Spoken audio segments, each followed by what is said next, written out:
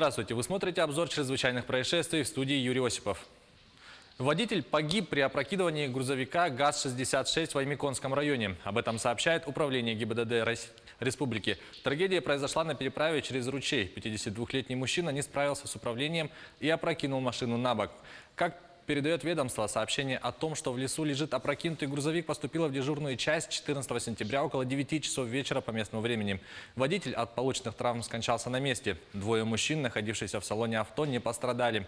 Местом ДТП является ручей, расположенный на лесной дороге рядом с поселком Маршальский. В момент автоаварии шел дождь. Для установления причин и подробных обстоятельств проводится проверка. Материалы происшествия переданы в следственные органы. Полицейские Усть-Алданского района раскрыли схему бывшего главы администрации Наслега. Об этом сообщает прокуратура республики.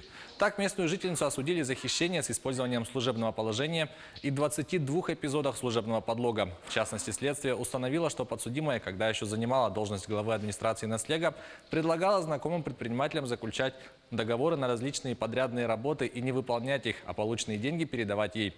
Предложение весьма заманчивое для нечистых на руку. Предприниматели, согласившись после заключения договоров, подписывали акты приемки выполненных работ, которые передавались подсудимой.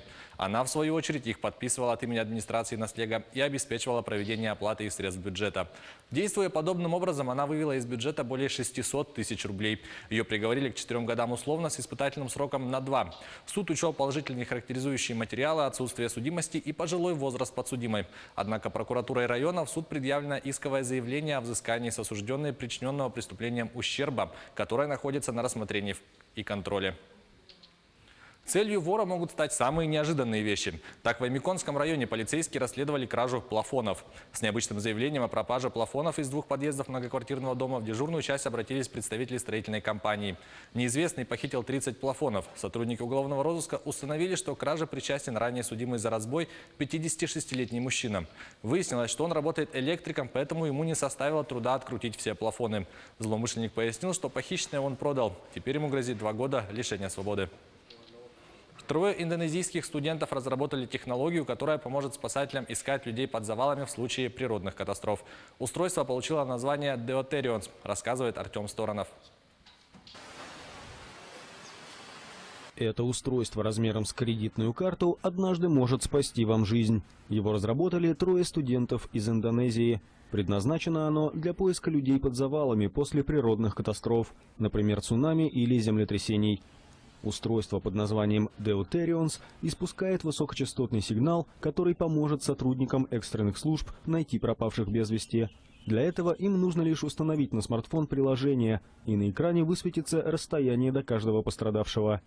При этом, если человек под завалами пошевелится, световой маячок рядом с его сигналом сменится с красного на зеленый. Это означает, что есть высокая вероятность найти его живым, и искать его надо в первую очередь, говорит один из создателей устройства.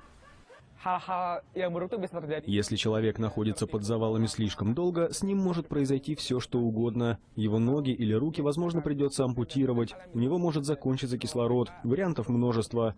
Чтобы решить эту проблему, мы с друзьями разработали эту технологию. Если ее будут использовать все жители какого-либо здания, то при обрушении их смогут быстро обнаружить спасатели. Стоимость каждого устройства примерно $7 или 450 рублей. Разработчики уже запатентовали технологию, но хотят усовершенствовать ее до того, как запускать Deuterions в массовое производство. А правительство Индонезии уже пообещало выдать им для этого необходимые гранты. Это была рубрика «Чрезвычайные происшествия». Берегите себя.